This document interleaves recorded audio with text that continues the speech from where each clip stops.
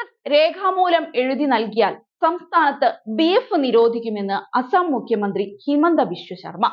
സാമഗുരി മണ്ഡലത്തിലെ തിരഞ്ഞെടുപ്പ് വിജയത്തിനായി ബി.ജെ.പി. മണ്ഡലത്തിൽ ബീഫ് വിതരണം ചെയ്തുവെന്ന കോൺഗ്രസ് ആരോപണത്തോട് പ്രതികരിക്കവെയാണ് അദ്ദേഹം ഇക്കാര്യം അറിയിച്ചത്. ന്യൂനപക്ഷ വോട്ടുകൾ ലഭിക്കുന്നതിനായി അസം മുഖ്യമന്ത്രി ഹിമന്ത ബിശ്വ ശർമ്മ ബീഫ് പാർട്ടി നടത്തിയെന്നായിരുന്നു കോൺഗ്രസ് എംപിയായ റാക്കിബുൾ ഹുസൈൻ ആരോപിച്ചത്. എന്നാൽ കഴിഞ്ഞ 25 വർഷമായി കോൺഗ്രസ് ഈ മണ്ഡലത്തിൽ വിജയിച്ചിരുന്നത് ബീഫ് വിതരണം ചെയ്താണോ എന്നായിരുന്നു മുഖ്യമന്ത്രി തിരിച്ചടിച്ചത്. ബീഫ് നൽകി ഇവിടെ വിജയിക്കാൻ കഴിയുമോ എന്നും അദ്ദേഹം ചോദിച്ചു. ബീഫ് ഇത്ര മോശമാണെന്ന് ഉറപ്പുണ്ടെങ്കിൽ കോൺഗ്രസ് അധികാരത്തിൽ ഇരുന്നപ്പോൾ എന്താണ് ബീഫ് നിരോധിക്കാതിരുന്നത്? ബീഫ് ആരോഗ്യത്തിന് ഹാനികരമാണെന്ന് ഇപ്പോഴെങ്കിലും നിങ്ങൾ പറയുന്നുണ്ടല്ലോ എന്നും മുഖ്യമന്ത്രി കോൺഗ്രസ് നേതാവിനെ പരിഹസിച്ചുകൊണ്ട് പറഞ്ഞു. 25 വർഷമായി കോൺഗ്രസിനൊപ്പം നിന്ന മണ്ഡലത്തിൽ ബി.ജെ.പി. വിജയിച്ചതിനേക്കാൾ കോൺഗ്രസിനുണ്ടായ തിരിച്ചടിയാണ് പ്രധാനമെന്ന് അദ്ദേഹം വിമർശിച്ചു. സംസ്ഥാനത്ത് ബീഫ് നിരോധിക്കാൻ ഞങ്ങൾ ഒരുക്കമാണ്. എന്നാൽ കോൺഗ്രസോ ബി.ജെ.പിയോ ബീഫിനെ കുറിച്ച് സംസാരിക്കില്ലെന്ന് അദ്ദേഹം എനിക്ക് എഴുതി നൽകിയാൽ മാത്രം മതി. അത് ചെയ്താൽ സംസ്ഥാനത്തെ എല്ലാ പ്രശ്നങ്ങൾക്കും പരിഹാരമാകുമെന്നാണ് മുഖ്യമന്ത്രി പരിഹസിച്ചത്. കോൺഗ്രസ് അധ്യക്ഷൻ ഭൂപൻ കുമാർ ബോറ രേഖാമൂലം അഭ്യർത്ഥിച്ചാൽ സംസ്ഥാനത്തുടനീളം ബീഫ് നിരോധനം നടപ്പാക്കാമെന്നും അദ്ദേഹം ഉറപ്പു നൽകി. അല്ലെങ്കിൽ റാക്കിബുൾ ഹുസൈൻ പറയുന്നതിനോട് നിങ്ങൾ യോജിക്കുന്നുണ്ടോ എന്ന് ഞാൻ തന്നെ അദ്ദേഹത്തോട് ചോദിക്കാം.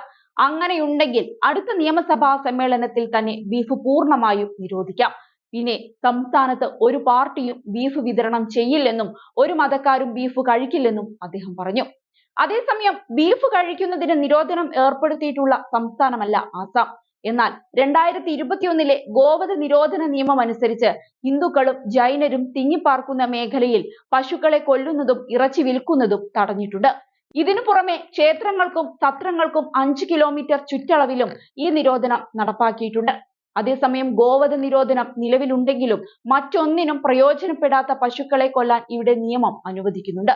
ഹിന്ദു സംസ്കാര പ്രകാരമുള്ള ഭക്ഷണത്തിൽ കന്നുകാലികളുടെ പാലുൽപാദന വസ്തുക്കൾക്ക് ഏറെ പ്രാധാന്യമുണ്ട്. ഇന്ത്യയുടെ ഭരണഘടനയിലെ 48-ാം ആർട്ടിക്കിൾ പ്രകാരം സംസ്ഥാനങ്ങളിലെ കൃഷി, കാലിസമ്പത്ത് എന്നിവ നൂതന ശാസ്ത്രാടിസ്ഥാനത്തിൽ നടപ്പിലാക്കുന്നതിന്റെ ഭാഗമായി പശുവിനെയോ പശുക്കുട്ടിയെയോ കറവ, കൃഷി ആവശ്യത്തിനായുള്ള മറ്റ് കന്നുകാലികളെയോ കൊല്ലുന്നത് തടയാനുള്ള അധികാരം അതത് സംസ്ഥാനങ്ങൾക്കുണ്ട്. 2005 ഒക്ടോബർ 26 സുപ്രീം കോടതി വിധിയുടെ അടിസ്ഥാനമാക്കി വിവിധ സംസ്ഥാനങ്ങളിൽ ഗോവധം നിരോധിച്ചിട്ടുണ്ട്.